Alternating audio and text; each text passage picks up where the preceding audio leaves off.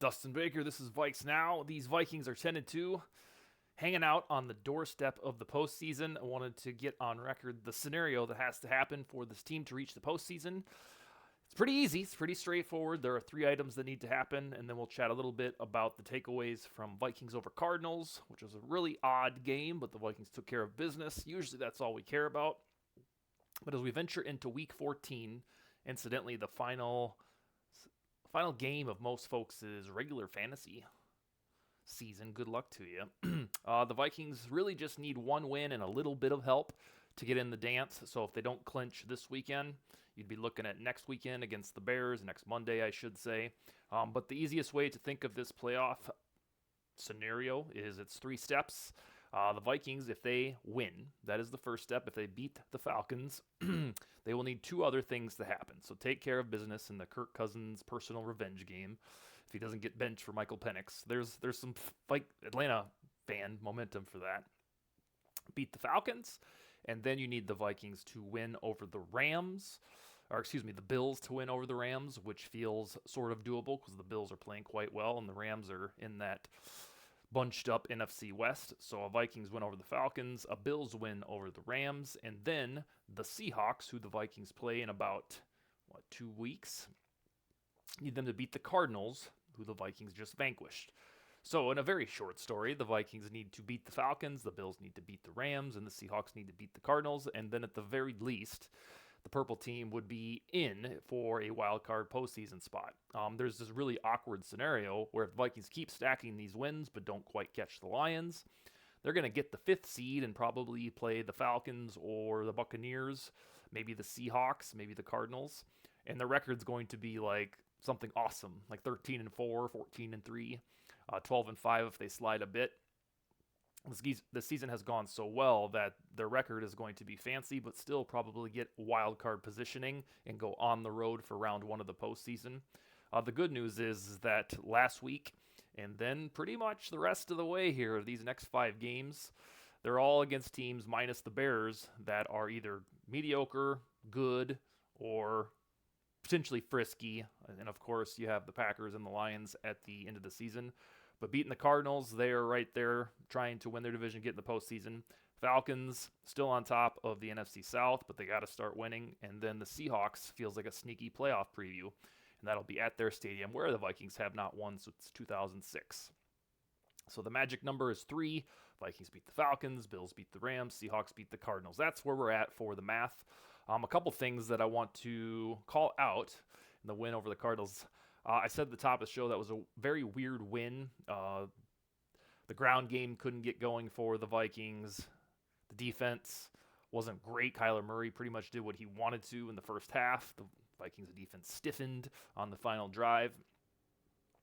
But it was kind of how the Chiefs do it every week. You just find a way to do it. It feels like the utterly dominant ways from September. Those are a thing of the past. We will hope that they rekindle them and get hot at the right time. I just don't know against this schedule if that will happen. But 23-22, Vikings take down the Cardinals. My first takeaway from that was, even though he never really left Justin Jefferson's back, he damn near had 100 yards. He had 99.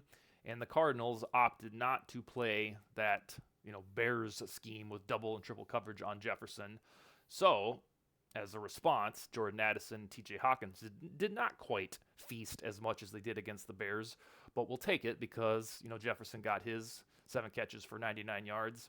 And even though he was more than a team player about what happened in Chicago when he just didn't get going all that much, it's only a matter of time before this guy explodes. That's the only thing missing right now from Justin Jefferson's resume this season. He doesn't have his ginormous signature performances, probably because teams have allocated all of their resources to stop him. So he had the 99 yards. Anybody that thought, what's going on here, you can kind of put those fears at bay. So long as he doesn't have 2 or 3 players from the other team guarding him, he's still going to be that guy. And then the good news is the way that the Vikings have constructed this team with the trade of TJ Hawkinson 2 years ago and the draft pick of Jordan Addison in the 2023 NFL draft. If you elect to play that type of style defense on Justin Jefferson, well, these other guys will cook you because they're going to be open. That's how the Vikings beat the Bears. But the first takeaway is Justin Jefferson is back, even though he never really left. The next one is the ground game, Cam Akers, Aaron Jones, and then Ty Chandler for a drive or a couple plays, whatever that was, it has gone back to its naughty ways. I was trying to figure out in my heart of hearts why Minnesota isn't stomping opponents like it did in September and early October. And I think I settled on offensively for that 5 games, that 5-0 stretch. We felt like, all right, Aaron Jones is here. He was cooking. We have fixed this thing after 2 years of Kevin O'Connell just not being able to figure out how to run the football effectively. For that month and a half, it was fixed because Aaron Jones was doing the thing. Offensive line was paving some lanes. But gradually, and perhaps because Aaron Jones is a little hampered or whatever, the Vikings' ground game has regressed to its old ways where it's just not very effective. Thankfully, for their sake, they haven't abandoned it like they did in 2023 especially, and the 2022 was really only propped up by Dalvin Cook's large touchdowns. I think that is why we're getting back to these one-score games, is because the rushing efficiency simply isn't there. It disappeared pretty much after the bye week. And so Sam Darnold is going out there and winning these games, and Aaron Jones, I think he will bounce back. He's been around the league long enough, but he's really had a horrendous stretch here, fumbles, and he just hasn't really been the guy that we knew and love since probably that end of the Jets game. And they desperately need that to come back, because I think if they want to make noise in the postseason, you got to be able to run the football. Maybe that's more equity, carry load with Cam Akers. We'll take just Aaron Jones not fumbling in the first quarter to get us off the schneid. But if you see the Vikings rushing attack start to be restored, that's when I think they'll start winning games by more than 1 point like they did against the Cardinals. So we shall see if they have that in them. I don't know if they do. That worries me a little bit. But you can bet when we get to the offseason, we're going to be doing the running back thing all over again. I'm guessing they'll bring Aaron Jones back for a year. And then hopefully, even though they don't have a lot of draft picks, they draft a youthful running back because it's time to get somebody who can make an impact. I'm not talking like Dwayne McBride in round 7. I'm talking about using your compensatory pick you're going to get for Kirk Cousins, the 3rd rounder, on a running back, because this running back class is deep. It's time to find a guy that, it's not Aaron Jones, who injury prone and these fumbles are here. And then Cam Akers is always going to be a complimentary back. Dalvin Cook's been gone since the end of the 2022 season. So the Vikings need a running back, and you will hear a lot about that on this show. Two other takeaways is I don't know how sometimes when you look at the stat sheet of this game, how the Vikings won. They were 1 for 8 on 3rd down. Usually that is like a death sentence. In fact, the game felt so weird to me, and usually when I can feel like something feels unusual about this, you can comb through the statistics and figure out some oddity. And that's what I did yesterday. This was the first game in Vikings history where they converted just 1 3rd down and rushed forever under 75 yards as a team and still won. Usually you have that combo, like no 3rd down efficiency and you can't run the football. It's a big fat L. Up until yesterday, with those 2 metrics, the Vikings were 0-11 or something in franchise history. Mainly because it's really rare to only have 1 3rd down conversion. Even in a loss, you figure out a way to do more than that. So you had the sorrow rushing the football, just couldn't get going. Sam Darnold was tied for the leading rusher at 22 yards. Couldn't convert on 3rd down, 1 for 8. Usually that spells a loss.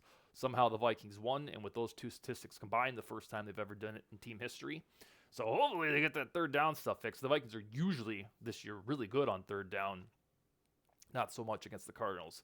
And then my final thing for you guys and gals today is a reaffirmation that Sam Darnold has shown us now in back-to-back weeks that with the game on the line, he can be that guy.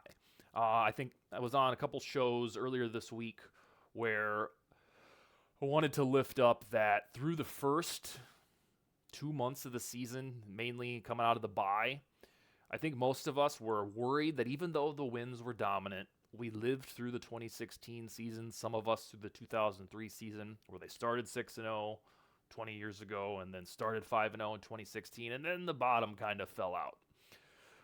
We were worried that maybe would happen to this team because we've seen it before. So we spent our time thinking, hey, will this team collapse? And then they came out of the bye week and lost 2, and we're like, uh-oh. But we never really started to think about what Darnold could be like at this stage in the season, or certainly in the postseason, when we're going to need him to go win some games.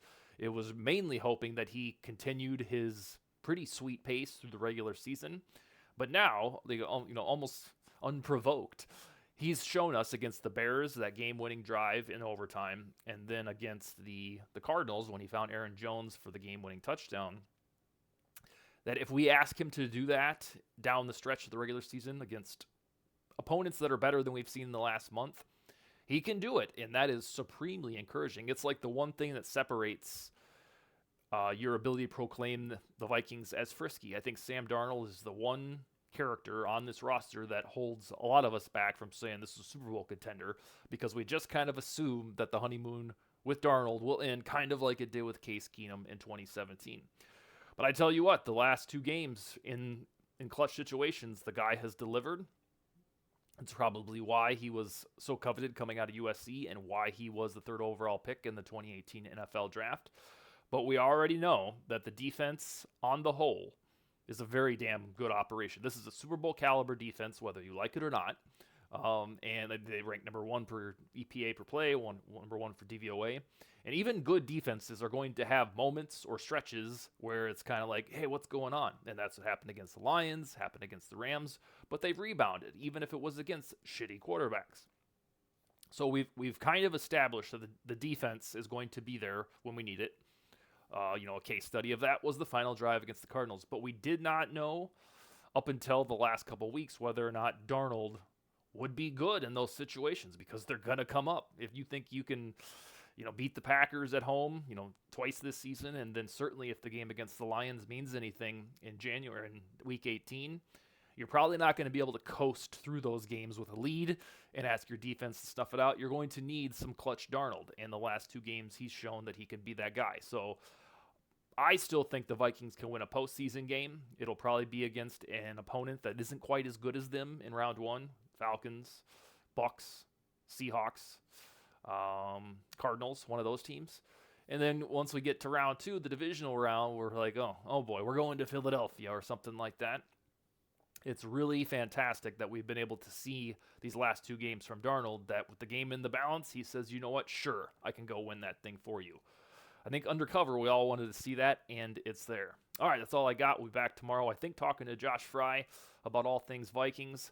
You guys have a wonderful day. Skol, baby.